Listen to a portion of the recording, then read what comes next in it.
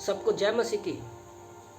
प्रभु का वचन कहता है जिसके कान हो वो सुन ले। मत्ती की किताब अध्याय 13 वचन 9 में जो सुनना चाहे वो सुने। एक और ट्रांसलेशन में मैं बाइबल में पढ़ रहा था और आज का मेरा टॉपिक भी यही है, जो सुनना चाहे वो सुने। और परमेश्वर ने हमें कान दिए हैं कि हम परमेश्वर के वचनों को सुन सके, मुंह दिया है कि हम परमेश्वर के वचनों को बोल सके, क्योंकि उत्पत्ति 1:26-27 के अनुसार परमेश्वर ने हमें अपनी समानता और स्वरूप में बनाया है। ये जो शब्द है, जो सुनना चाहे वो सुने, बहुत से लोगों ने पढ़ा होगा, सुना होगा। तो आज मैं इसी के बारे में बात करना चाहता हूँ कि बचपन में जब मैंने इस वचन को पढ़ा, जब इस वचन को पढ़ा तो बचपन में टीचर क्यों हमारे कान पकड़ती थी और खींचते थे?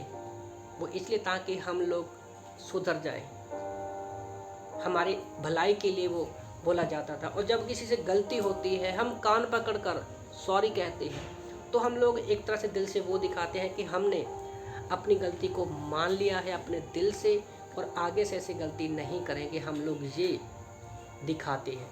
क्यों परमेश्वर चाहता है कि जो सुनना चाहे वो सुने? जैसे पहला पॉइंट मैं लिख रहा था कि परमेश्वर हमें एक सच्चाई बताना चाहता है। मत्ती 13 में परमेश्वर यीशु मसीह जो है दृष्टांतों में बात करते हैं। दृष्टांत का मतलब होता है उदाहरण। किसी एक आत्मिक सच्चाई को वो दूसरी उदाहरण लेकर बताते हैं। इसमें दो चीज़ें होती हैं, एक कहानी होती है, एक सच्चाई होती है। और दृष्टांत का मतलब ये भी होता है कि किसी से छुपाना और किसी को बताना। जैसे चेलों के ऊपर प्रभु ने दृष्टांतों का अर्थ बताया और सदूकियों फरीसियों से उन्होंने छुपा के रखा। और इसमें कोई भी सिद्धांत नहीं निकाल सकते। दृष्टांतों में से हम कोई भी सिद्धांत नहीं निकाल सकते, जो कि बहुत सारे लोग गलती करते हैं। तो इसलिए बोलता हूँ कि बाइबल कॉलेज इम्पोर्टेंट है। और मत्ती 13 1 से 9 तक पढ़ते हैं तो इसमें 4 प्रकार के विश्वास के बारे में है, 4 प्रकार के हृदय के बारे में है, 4 प्रकार के लोगों के बारे में है। दूसरा पॉइंट, जब हम परमेश्वर के वचन को सुनते हैं विश्वास से, तो हम 30, 60 और 100 गुना फल लेकर आते हैं। तो इसमें मैं दूसरा पॉइंट लिख रहा था कि परमेश्वर ने हमें दूत बनाकर भेजा है। जैसे यीशु मसीह पहले आगमन में मत्ती की किताब अध्याय 11 वचन 10 से 14 पढ़ते हैं, तो यीशु मसीह ने यूहन्ना बपतिस्मा देने वाले को उसके राज्य का प्रचार करने के लिए दूत बनाकर भेजा। उसी तरह से आज परमेश्वर ने हमें भी दूसरा कुरिन्थियों अध्याय 5 वचन 20 के अनुसार हमें मसीह के दूत बनाकर भेजा है, क्योंकि दूसरे आगमन में यीशु मसीह आने वाले हैं।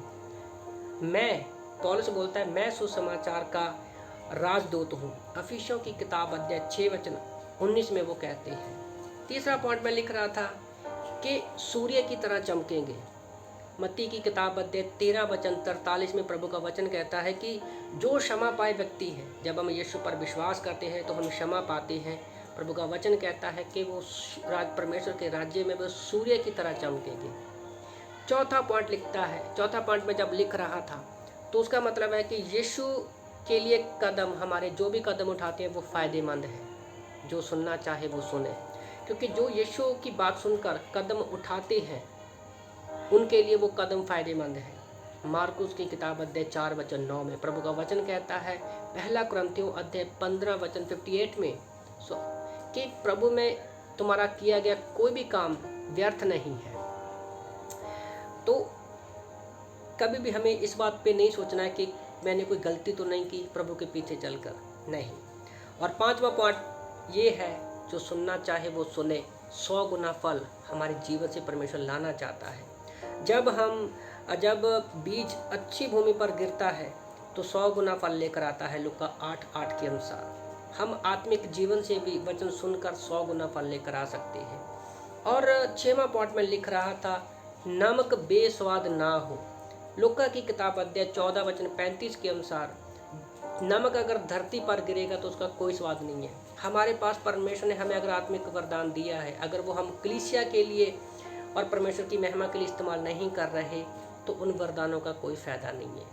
तो इसलिए आज आप प्रभु के मैसेज को सुना, जो सुनना चाहे वो सुने। आमीन।